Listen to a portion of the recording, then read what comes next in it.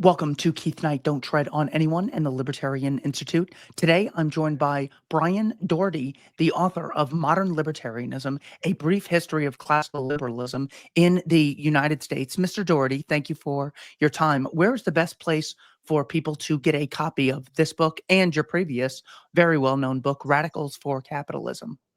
Honestly, I imagine Amazon. This new book that we're talking about is published, by the Cato Institute, a think tank, so they don't always have mass bookstore distribution. Though I think in the modern world, mass bookstore distribution isn't a big factor anyway. So I would have to say probably, Amazon or Barnes and Nobles, whatever your online places you buy books, is probably the quickest path for you. In recent history, we have gone through three big crises: 9/11, the '08 financial crisis, and the COVID pandemic. In all three instances, it seemed like the immediate response was, see, you idiot libertarians, this is why we need a big government. Fight the terrorists, regulate the banks, and lock people down whenever there's a potential illness. In Yeah. retrospect, the average person nowadays will say, well, the response in Iraq and Afghanistan was less fruitful than we otherwise thought. You replaced the Taliban with the Taliban after 20 years. The troubled asset relief package and the stimulus package didn't work out like politicians said. And turns out lockdown states and non-lockdown states had no significant difference in numbers. So it turns out the libertarian position would have been the right move in all of these instances where people said, now is when we need a big government. What is it about this philosophy that made people so spot on when it came to understanding the nucleus of the issue and how we should proceed? What are some lessons we can learn? Yeah. Keith, you know this obviously, and not only is it the case, as you just said, that a libertarian solution to the problems would have been better, but that in every case, not listening to libertarians beforehand caused the problems. Our reckless interventionist foreign policy ends up feeding into 9/11. Federal Reserve policy, too big to fail policies, backstopping, all the bond dealers, that feeds into the 2008 crisis, as has become clear even to the New York Times lately.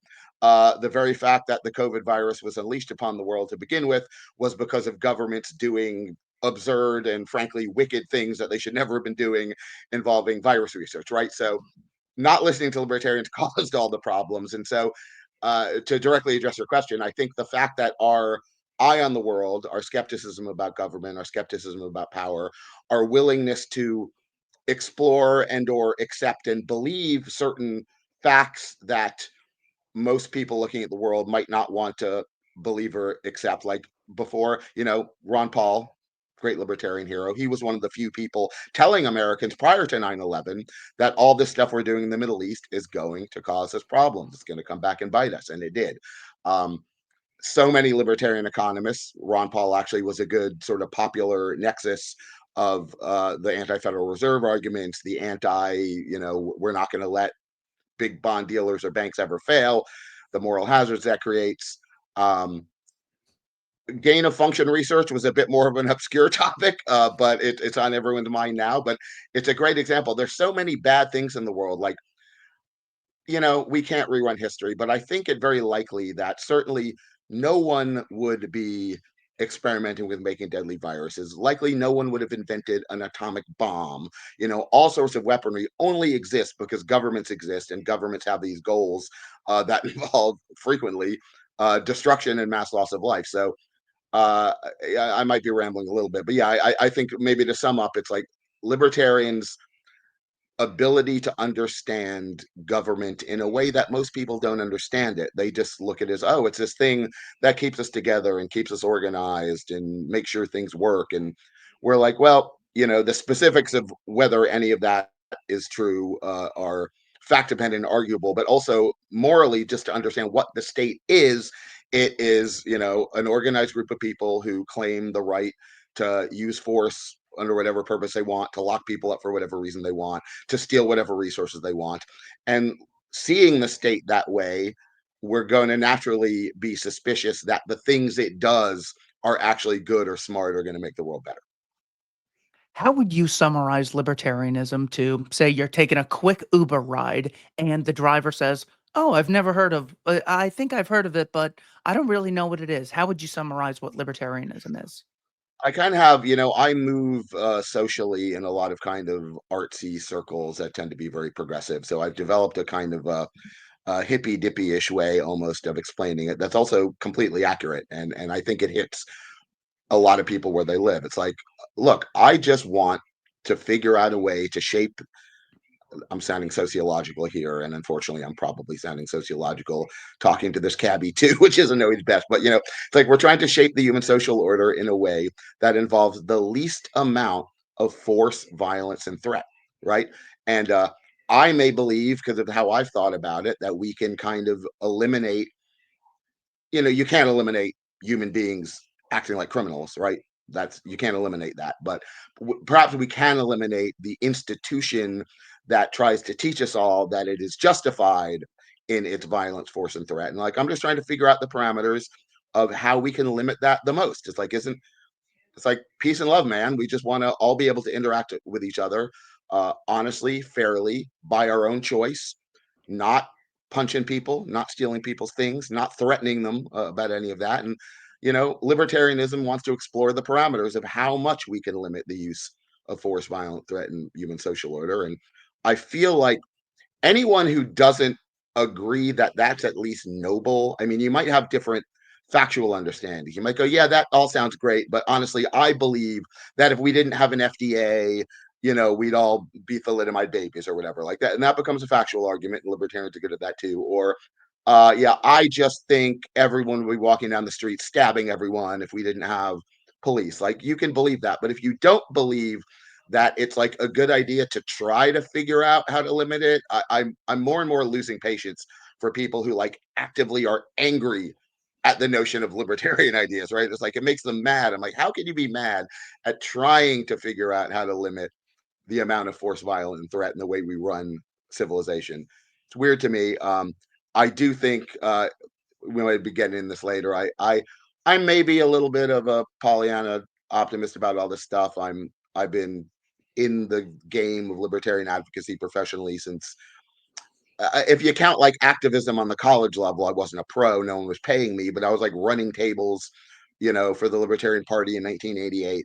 Um, I definitely am confident that it's not that we live in a more libertarian world in how governments act all the time, but like the effort to convince people that this stuff is correct, or at least not completely insane and evil, has definitely worked. It hasn't worked as much as we want it to. And I also, the older I get, and also kind of like when you get into the stuff, you end up reading a lot of history. You're reading about humans and how they've governed themselves, back to the ancient Israelites and China and all that. And you get a real kind of world historical sense that makes me, it's like, yes, we would like to have liberty in our time. I'm not sure, well, maybe we'll have the great libertarian extropian technical achievements, and like you and I are both going to get to live to be 300 or whatever. I'm still holding out hope for that. But if I live a normal human lifespan, I'm probably not seeing liberty in my time. But like I see it all in a kind of world historical sense that allows me to not get too bummed out about it. Though it's impossible not to get pretty bummed out about things, of course. But just personally, and as an ideological warrior, or whatever you want to call it, I do think optimism, hopefulness is a better strategy for you to have a decent life and for you to be more effective in social change.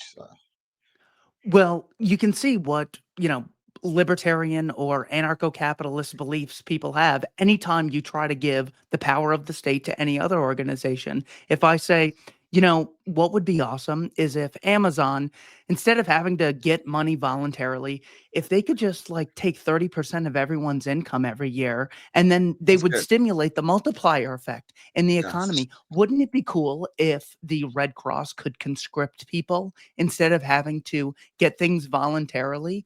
I mean, that would be that's good. awesome if they could think Yeah. of how much good they could do immediately. Or if I'm like, wouldn't don't we need to be regulated? Yeah. So China should make laws regulating America. They're like, no, no, no, we need independence. Anytime you take it out of the sphere of, hey, Do you think it's a coincidence that this double standard you have for one group happens to be the group that controls public education? Do you think that has anything to do with why you have a blatant double standard for this one group? So I love the libertarianism people have with regard to so many other people in Right. their everyday life. But I constantly get the claim that libertarianism is selfish, isolationist, every man for himself. As you've read through the history of these ideas, do you see libertarianism as social cooperation or as like a Robinson Crusoe ideology? Of course, it's social cooperation, and you're absolutely correct. That's the most infuriating and widely spread attitude that people have. It's like they seem to believe, oh, you libertarians don't believe in voluntary cooperation. It's the whole thing. That's what this is all about. We want to shape a human social order through voluntary cooperation, and we believe the evidence of history and our understanding of human nature and economics. It's not a coincidence that so many of the foundational thinkers of this movement have been economists, because that helps you. We're sort of hypnotized, as you say, but by public school and, of course, by a media that's overwhelmingly on the government side in most cases. Even though they may pick it, oh, they're going to expose Nixon's crimes or whatever, or they all hate Trump, right? But they don't hate government. Like, they never hate government. They're all for government. It's going somewhere with this. So, yeah, I mean, one of the things. Oh, yeah, because economics helps us see that all of the things that most people think they need government to do in terms of a workable social order that creates a culture that's wealthy enough that we all want to live in it, like economics in the Misesian free market tradition, helps us understand that you don't need government for all that. So that's an important element of it. We shouldn't evade, because I'm sure it's occurring to anyone who is familiar with Ayn Rand, who I sort of feel she's, and I'm not saying this normatively, but just observationally. I think Ayn Rand's influence on the 21st century libertarian is a lot less than it was when I first explored libertarian history with my earlier book, Radicals for Capitalism. But Rand's still super important. She still has hundreds of thousands of readers a year, and she, of course, uh, trumpeted the phrase. She wrote a good book about called "The Virtue of Selfishness." So a lot of people associate, like, you guys are selfish. She's your queen, and she's admitting. Uh, she did not mean by that one should never do anything that helps other people. And as Isabel Patterson, a friend of Rand's and an influence center, pointed out, the best thing anyone can do generally to help other people is to employ them, right? To give them the means to survive on Earth through free trade and not through predation. And she has a great chapter in her book, God of the Machine, kind of anti philanthropy, called The Humanitarian with the Guillotine. She's like, yeah, you don't help people by going out to try to help them, because that involves trying to reshape the social order and reshape everyone's choices. You help them by doing something that allows them to survive and thrive. So, like, she's like, anyone who invented a great technology started a great business. We wouldn't even use the word great. A useful technology, a useful business. Um, they're doing more for their fellow man than a philanthropist did. So Rand merely meant selfishness in the sense that you should not feel morally obligated to completely bury everything you want in life to other people's needs. And that, in fact, in their understanding of free market economics, we all are doing the most we can to help other people by being as productive as we care to be, in the manner we choose to do it. And this wasn't even just about business for her; it was, of course, about the arts. Her great novel, The Fountainhead, is about an architect. Um, a lot of the main characters in Atlas Shrugged are businessmen or financiers, but some of them are philosophers and artists.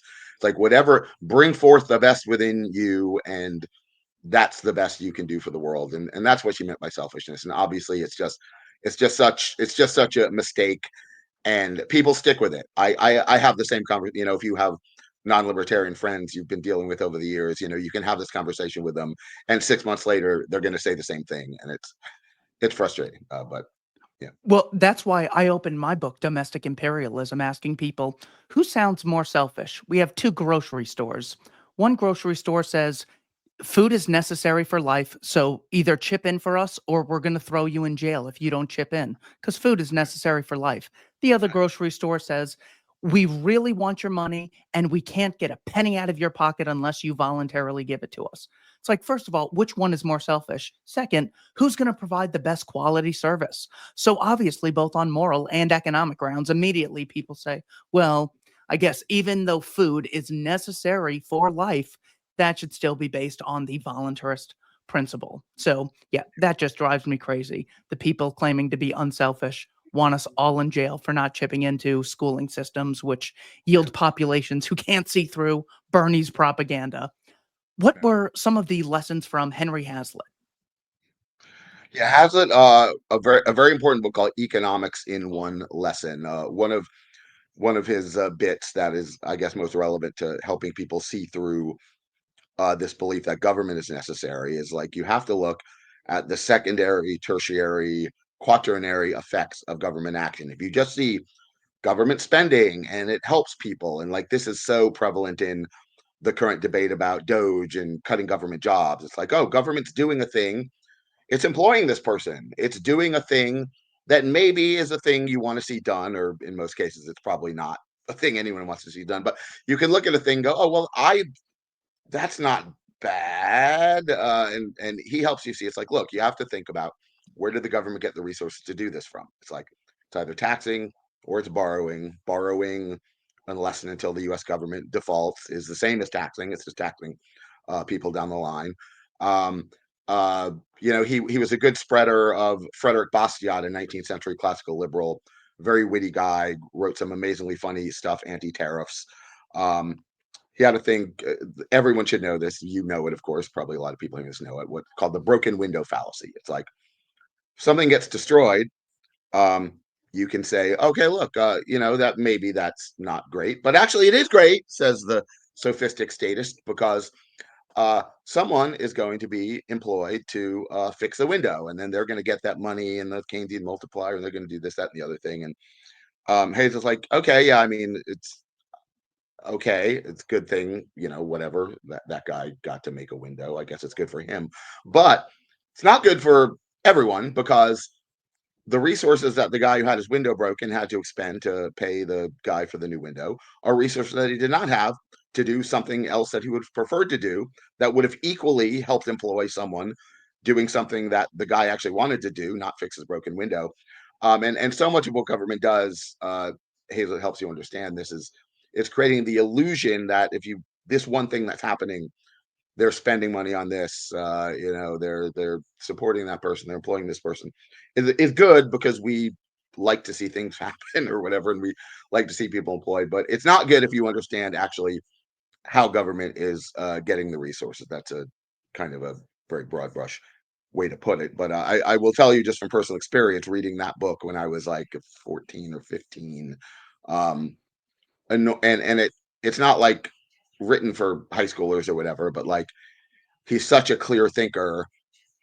It works if you're an intelligent kid. I would say from 13 on can read that book and understand it. And I would say any parent who's like, what should I be giving my adolescent to read to understand this? I still say Economics in One Lesson by Hazlitt is the great place to start, because it sort of wires your brain to see through government's pretensions, and to understand that in the interconnected world economy. I'm rambling a little bit here. That you can't just stop by going, oh, this looks like a good thing. You have to think about how it got there and where it's going from there. And if people want a free summary of my favorite quotes from that book, they could check out the Voluntarist Handbook at libertarianinstitute.org. I give my favorite sections of that book because that was one of the early ones that inspired me. What is chapter 25? You discuss public choice theory. What is this? So the body of economic thinking, most connected with James Buchanan, and it's roughly a way of looking at government behavior and government incentives in economic thinking the same way you look at private incentives. And you can't assume, as too many lovers of government do, that a government is acting disinterestedly. It just has some common good in mind, and it's working to meet that common good. As an analytical tool, public choice is like, no, government is made up of human beings who have the same incentives that other human beings have, which is going to lead to things like bureaucratic bloat, graft and corruption. It's just it's a fantasy that too many economists fell into, and too many citizens, of course, that government, because the idea of government is that it's this disinterested force that helps just make things better for everyone, that it's actually going to do that. And of course, it's not going to do that. It doesn't do it. In any specific example, everyone understands this. No one is surprised to find out that, you're associated with this NGO and you have personal friendly influence, with someone in the Democratic Party or whatever, and that you're going to end up getting money. It's like no one's like, oh my God, I'm shocked to hear that, but somehow they have a difficult time applying their specific knowledge. We've had a lot of examples about this today. I think it's like a lot of people, when you break it down to specifics, they can have a very libertarian understanding, but then you step back and their view of the whole system kind of gets fuzzy again. And it's important. And Buchanan, it's worth, especially for an audience of more libertarian purists, it's worth understanding. Buchanan was not like a great libertarian across the board, but he did provide this useful analytical tool that is very helpful in libertarian education to get people to think, yeah, government is run by humans, and humans have the same economic incentives to better themselves, better their friends, and they're not in it just to disinterestedly make the world a better place. Larry Reed was on my show. Lawrence Reed. I'm sorry. I'm not trying to get the Reeds mixed up here. And he said, when is it that selfish people become selfless? Because they're at the grocery store. We see they're self-interested. We see them employed. They want the money. They're self-interested. But sometime in November, every 2 or 4 years, they become selfless and then start thinking in the public interest once you put them in the voting booth. Is this really something we should expect? I remember he said that to me, and I thought that was just hilarious. Or we should just give everyone a job in public office. This way, everyone is selfless and not self-interested. That was such a That great is, contribution. yeah, Chapter that is a great, 17. yeah. Yeah. Go on. Chapter 17 is titled The End of Conscription. What can we learn from how conscription ended in America? We still have selective service, but this would have been in the early 70s with Richard Nixon. How did this take place? Yeah, so Milton Friedman, important libertarian economist, polemicist, not really philosopher. He wouldn't claim that term himself. He didn't think he invented any great ideas. He thought he was just pushing the classical liberalism of the 19th century. So he had managed to become way more respectable, I guess is the best way to put it, than any other libertarian thinker. He had, just through the clarity of his thinking and his temperament, some libertarians, rightly so in many cases, are just so mad at the state and mad at the people who run the state that they would have a hard time getting along with, a presidential candidate. But Friedman sort of ensconced himself in the Republican Party without ever being a Republican, as an advisor to Barry Goldwater, the candidate, to Nixon. So he was a guy who the Republican establishment respected.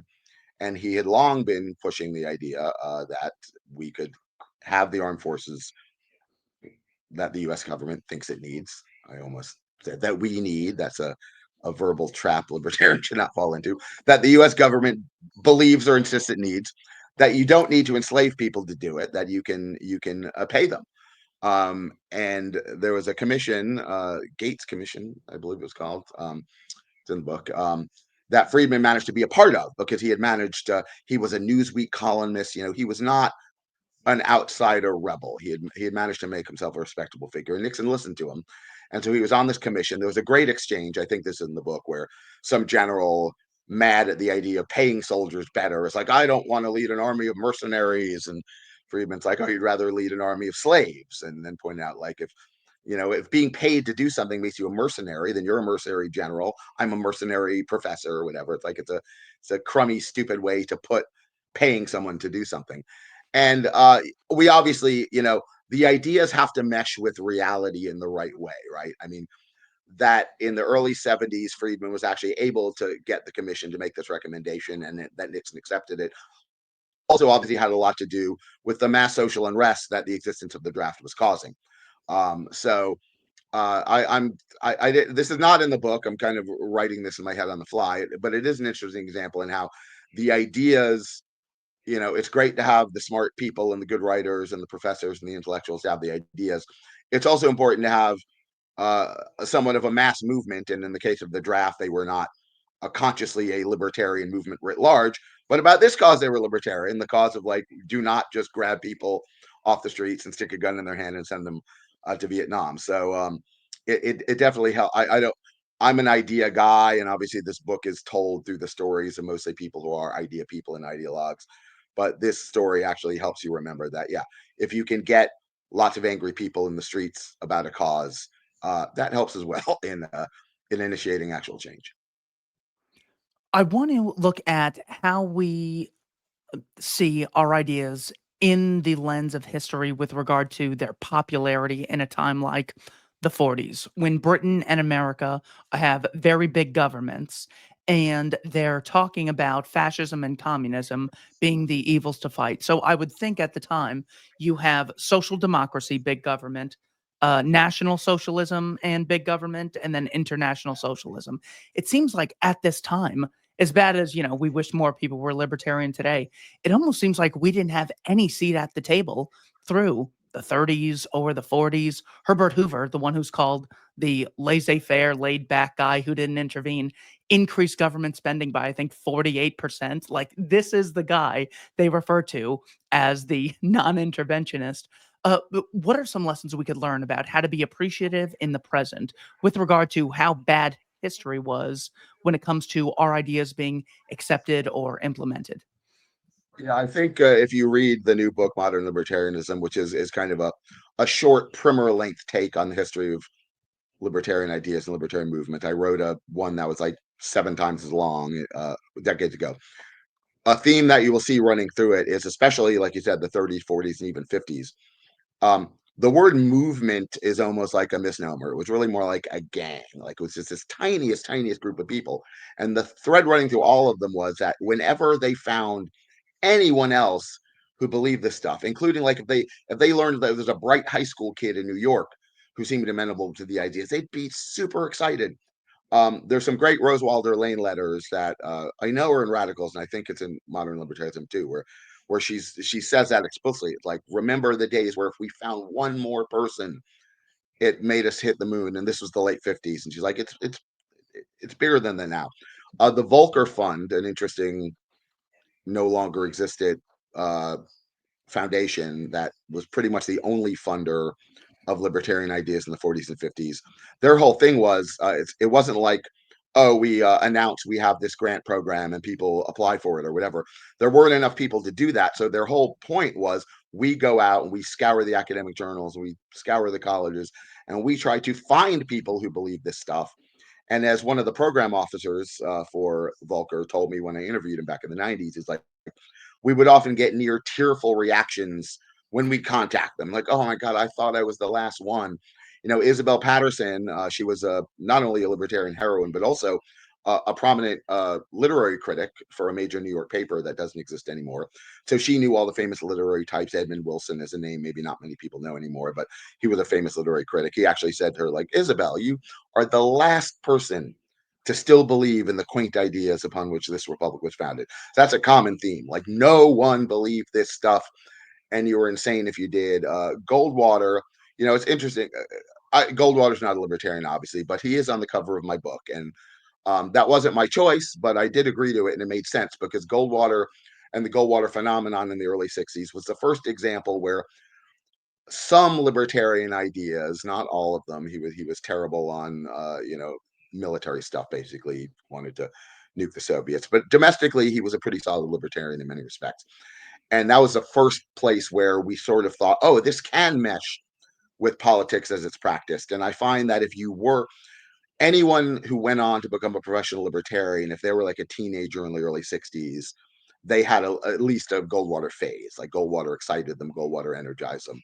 It does help. Ron Paul in the 21st century is a great example of this. It's like, Ron Paul may not be a great intellectual, but by having a guy who will speak these ideas and understand them in the context in which everyone thinks about ideas, which is unfortunately politics and electoral politics, it becomes very important. And so any politician who speaks these ideas kind of is swinging above their weight in spreading the ideas, because people pay attention to politicians, unfortunately. So yeah, I think remembering what it was like in the 40s and 50s, I started off with this. It does help you to not despair even of all the horrible things going on and still going on. You go, yeah, these ideas are sinking in, and this is addressing current events a bit. And my book doesn't really address current events. It's kind of meant to be a timeless primer, but I think what's happening now with Doge gives some weight to the notion that Leonard Read had, that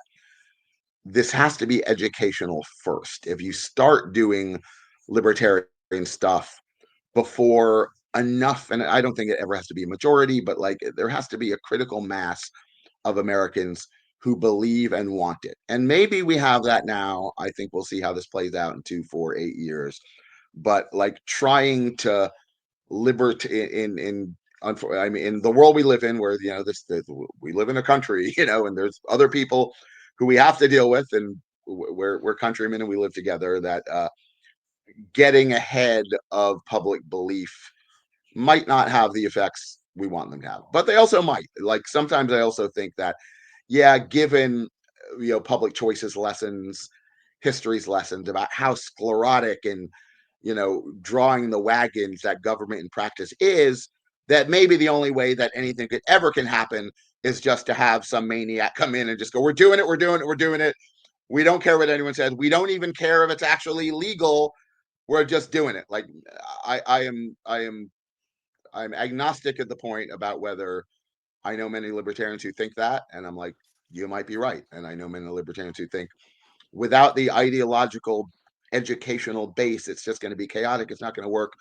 Again, we'll know about that in 5 years or so. But yeah, I guess to get back to the theme of the book, like most libertarian, especially in the 40s and 50s before Goldwater, the idea was it's just about education. It's not actually about grabbing the wheels of policy and changing it. But as the book also tells, through the 70s and 80s, libertarians became confident enough, successful enough. Robert Nozick is winning National Book Awards, Hayek and Friedman are winning Nobel Prizes, Prop 13 happens. It's a cliche, but it's true. Watergate and Vietnam happen, and people's sense of government gets a little more clear-eyed. So libertarians have been in the policy world. We have very libertarian actual sitting Congress people and senators now. That would have all seemed to dream in the 60s, and it's happened. But the core of it, if you go back to the whole Leonard Read thing, and we didn't really introduce him. He was the guy who founded the Foundation for Economic Education, the first organization pushing what I would argue is the distinctively modern American libertarian body of ideas, starting in 1946. He was definitely like, educate, educate, educate, then policy and world changing will take care of itself. That might have been a little naive. It might not take care of itself. I don't know that I have a real wrap up to this. I'm just sort of musing about applying, having, written this book recently and having to think a lot about libertarian strategy, and then seeing like, oh, we're in a very new world of libertarian leaning possibilities right now with the current administration. In some respects, obviously, this is, we're not going to, this doesn't need to become a discussion or argument about Trump. It is important that it's easy for libertarians, I hope, to judge actions and policies. Not go, oh, do I approve of Elon Musk or do I approve of Donald Trump? It's like, well, that's not the question. It's like, do I approve of these actions that are happening? Trump has plenty of actions that are hideous from a libertarian perspective, both in foreign policy and, to me, immigration policy. That's become debatable among libertarians now, which I don't think it should be, but might not get into that. Yeah, I don't know where my wrap up with this is. It's like, yeah, it's just been very interesting watching what's happening now through the lens that my book provides. And I think, yeah, maybe if you are a libertarian now wondering, oh, how is this all going to play out historically, that reading my book might help settle you into either optimism or pessimism. I think go either way. And I'm on the fence about it myself.